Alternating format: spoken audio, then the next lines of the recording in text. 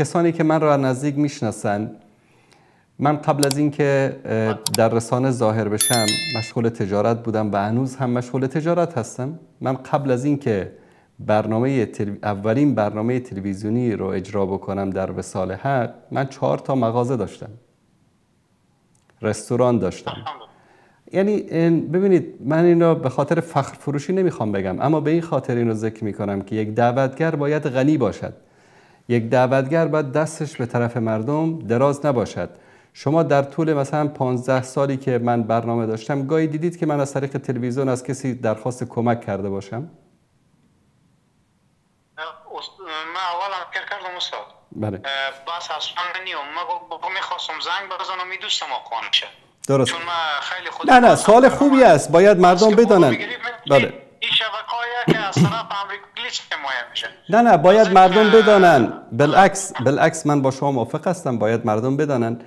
ببینید، ما زمانی که حتی در شبکه وصال حق وجود داشت، من بارها ذکر کردم، هیچ کشوری به شمول عربستان سعودی که مردم فکر می‌کردن که به اصطلاح پشتوانه مالی شبکه وصال حق از طرف عربستان سعودی است، الله متعال شاهد است که $1 هم به شبکه وصال کمک نکردن، نه به وصال عربی، نه به وصال فارسی، نه به هیچ یک از این شبکه‌ها. حتی من یعنی میتونم قسم بخورم که هیچ دولتی به شبکه نور، به شبکه کلمه، به شبکه وصال، به اینها کمک مالی نکرده. همین که بگذارن این شبکه‌ها در کشورهای اونا فعالیت بکنن، این ما خدا رو 1000 بار شکر میکنیم. به خاطر همین یکی از ویژگی‌های برنامه ما این بوده که هیچ وقت به نفع سیاست فلان و علان صحبت نکردیم. الان اگر من پشتوانه مالی از عربستان سعودی داشته باشم، از امارات داشته باشم، از یک کشور عربی داشته باشم، از مصر داشته باشم، از آمریکا داشته باشم، از انگلیس داشته باشم، آیا می توانم بر علیه اسرائیل صحبت بکنم و از ملت فلسطین دفاع بکنم؟ نخیر. یعنی ما بیش از 80 برنامه در مورد فلسطین در این 1.5 سال گذشته رفتیم.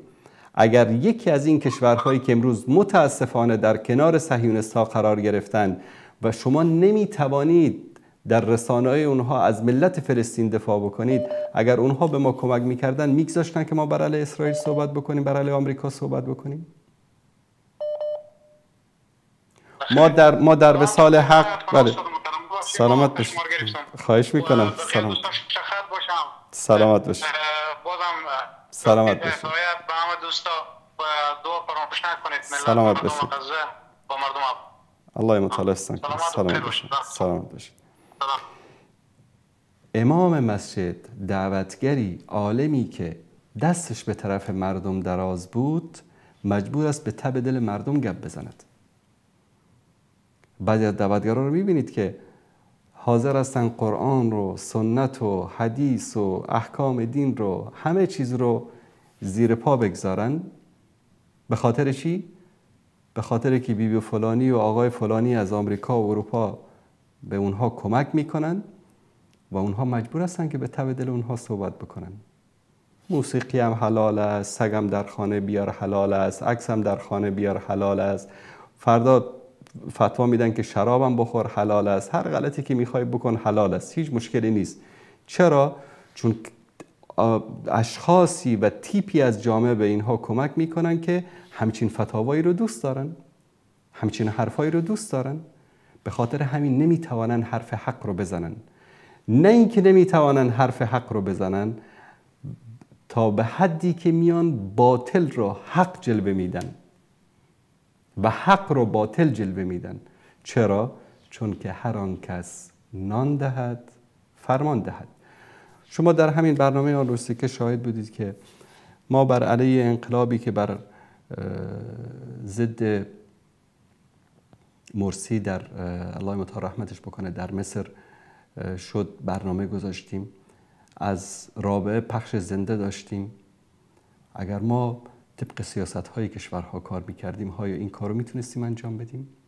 در مورد بحرین، در مورد یمن، در مورد فلسطین، در مورد سوریه، اولین شبکه تلویزیونی که برنامه زنده درباره سوریه گذاشت تلویزیون وصال بود. به خاطر چی؟ به خاطر که تابع سیاست هیچ کشوری نبودیم. هیچ گروهی، هیچ کشوری، هیچ مؤسسه‌ای برای ما خط مشی و سیاست تعیین نمی‌کرد. حرف حق رو در هر وضعیتی، در هر حالتی گفتیم و حتی به خاطر گفتن حق شبکه وصال تعطیل شد. گفتن یا طبق سیاست‌های ما کار بکنید، هر غلطی که ما میکنیم شما حق جلوه بدید یا که میبندیم. بستیم.